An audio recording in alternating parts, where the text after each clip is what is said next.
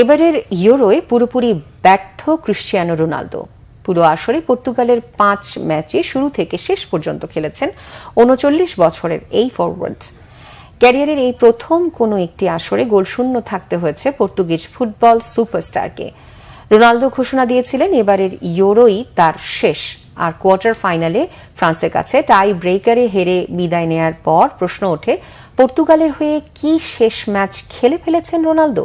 তখন এই প্রশ্নের জবাবে কোচ রবার্তো মার্তিনেজ জানিয়েছিলেন, জাতীয় দলে রোনালদোর শেষ ম্যাচ বলাটা হয়ে যাবে অনেক অগ্রিম।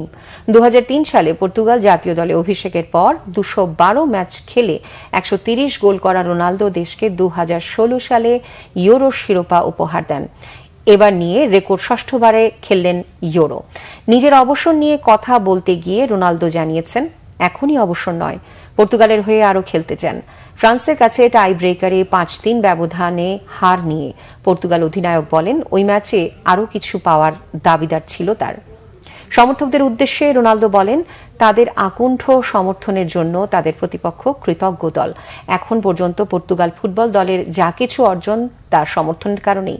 মাঠের ভেতর এবং বাইরে এ বিষয়টি দলকে সম্মানিত করে এবং ভবিষ্যতেও করবে।